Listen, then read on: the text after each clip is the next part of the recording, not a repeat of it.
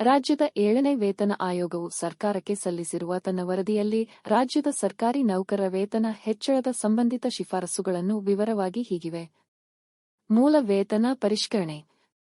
7ನೇ ರಾಜ್ಯ ವೇತನ ಆಯೋಗವು ಶೇಕಡ 31ರಷ್ಟು ತುಟ್ಟಿಭತ್ಯೆಯನ್ನು ವಿಲೀನಗೊಳಿಸಿ ಮತ್ತು ಶೇಕಡ 27.50ರಷ್ಟು ಫಿಟ್ಮೆಂಟ್ ಪ್ರಯೋಜನವನ್ನು ಒದಗಿಸುವ ಮೂಲಕ ಕನಿಷ್ಠ ಮೂಲ ವೇತನವನ್ನು ರೂ.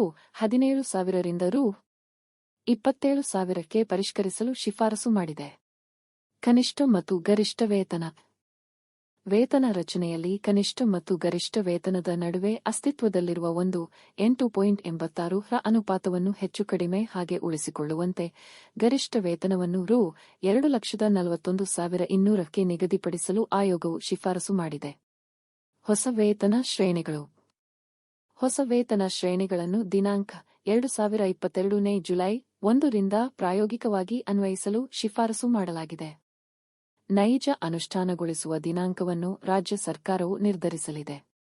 ಅಖ್ರೋಟ್ನ ಸೂತ್ರ. ಕನಿಷ್ಠ ಬಳಕೆ ವೆಚ್ಚದ ಲೆಕ್ಕಾಚಾರಕ್ಕಾಗಿ ಬಳಸಲಾಗುವ ಅಖ್ರೋಟ್ನ ಸೂತ್ರದಲ್ಲಿ 1 ಮತ್ತು 0.8 ಪ್ರಮಾಣದ ಬದಲಿಗೆ ಪುರುಷ ಮತ್ತು ಮಹಿಳಾ ಸದಸ್ಯರಿಗೆ ಒಂದು ಸಮಾನ ಪ್ರಮಾಣವನ್ನು ನೀಡುವ ಮೂಲಕ ಸಮಾನ ಪರಿಗಣನೆ ಮಾಡಲು ಶಿಫಾರಸು ಮಾಡಲಾಗಿದೆ. ಬಡ್ತಿ ದರಗಳು. ಪರಿಷ್ಕೃತ ಪ್ರತ್ಯೇಕ 1,761-1602 ವೇತನ ಶ್ರೇಣಿಗಳೊಂದಿಗೆ ಪರಿಷ್ಕೃತ ಮುಖ್ಯ ಶ್ರೇಣಿಯನ್ನು ರೂಪಿಸಲಾಗಿದೆ. ಚಾಲ್ತಿಯಲ್ಲಿರುವ 400 ರಿಂದ 3,100ರ ಬದಲಿಗೆ ವಾರ್ಷಿಕ ಬಡ್ತಿ ದರಗಳನ್ನು 650 ರಿಂದ 5,000ಕ್ಕೆ ಪರಿಷ್ಕರಿಸಲಾಗಿದೆ. ತುಟ್ಟಿಭತ್ಯೆ ಮಾದರಿ. ಕೇಂದ್ರದ ಹುಟ್ಟಿಭತ್ಯೆ ಮಾದರಿಯನ್ನು ಅಳವಡಿಸಿಕೊಳ್ಳುವುದನ್ನು ಮುಂದುವರಿಸಲಾಗುತ್ತದೆ. ದಿನಾಂಕ 2022ನೇ ಜುಲೈ 1ರಿಂದ 361,704 ಸೂಚ್ಯಂಕ ಮಟ್ಟದಲ್ಲಿ ಸಂಪೂರ್ಣವಾಗಿ ತಟಸ್ಥಗೊಂಡಿರುವ ತುಟ್ಟಿಭತ್ಯೆಯನ್ನು ಅನುಸರಿಸಿ ದಿನಾಂಕ 2022ನೇ ಜುಲೈ 1ರಿಂದ ಭಾರತ ಸರ್ಕಾರವು ಮಂಜೂರು ಮಾಡಿದ ಪ್ರತಿ ಶೇಕಡ 1 ತುಟ್ಟಿಭತ್ಯೆಗೆ ರಾಜ್ಯ ಸರ್ಕಾರಿ ನೌಕರರಿಗೆ ಶೇಕಡ 0.722 ತುಟ್ಟಿಭತ್ಯೆ ಮಂಜೂರು ಮಾಡಲಾಗುತ್ತದೆ. ಅನುದಾನಿತ ಶಿಕ್ಷಣ ಸಂಸ್ಥೆಗಳು. ಅನುದಾನಿತ ಶಿಕ್ಷಣ ಸಂಸ್ಥೆಗಳ ನೌಕರರು, ಸ್ಥಳೀಯ ಸಂಸ್ಥೆಗಳು ಮತ್ತು ವಿಶ್ವವಿದ್ಯಾನಿಲಯಗಳ ಬೋಧಕೇತರ ಸಿಬ್ಬಂದಿಗಳ ವೇತನ ಶ್ರೇಣಿಗಳನ್ನು ರಾಜ್ಯ ಸರ್ಕಾರಿ ನೌಕರರಂತೆಯೇ ಪರಿಷ್ಕರಿಸಬೇಕು.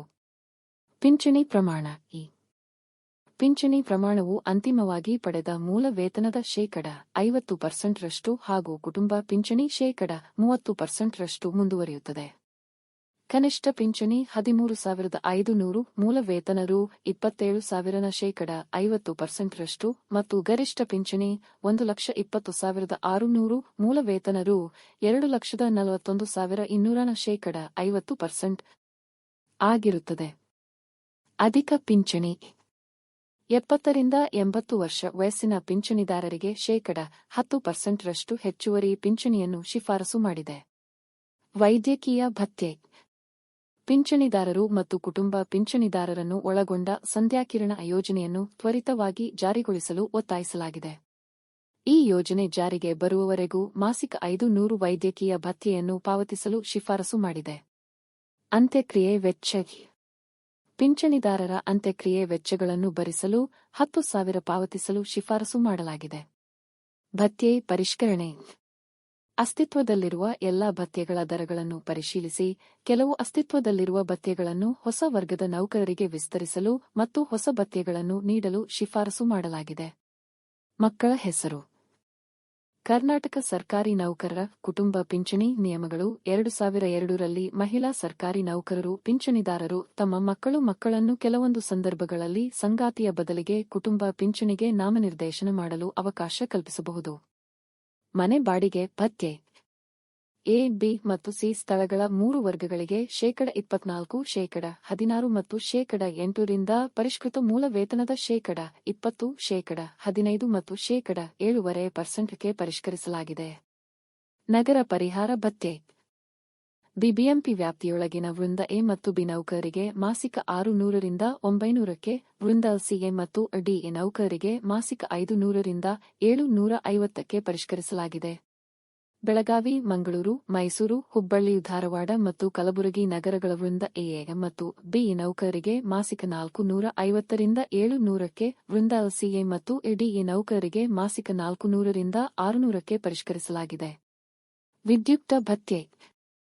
ಸಮವಸ್ತ್ರ ಭತ್ಯೆ, ನಿಗದಿತ ಪ್ರಯಾಣ ಭತ್ಯೆ, ಸಾಗಣೆ ಭತ್ಯೆ, ರಾಜ್ಯದೊಳಗೆ ಮತ್ತು ಹೊರಗೆ ತಂಗುವ ದಿನ ಭತ್ಯೆ, ವರ್ಗಾವಣೆ ಅನುದಾನ ಮತ್ತು ಹೊರ ರಾಜ್ಯ ಭತ್ಯೆ, ದೆಹಲಿ ಹೊರತುಪಡಿಸಿ ಇತರ ಸ್ಥಳಗಳಿಗೆ 25% ರಷ್ಟು ಹೆಚ್ಚಿಸಿ ಪರಿಷ್ಕರಿಸಲಾಗಿದೆ.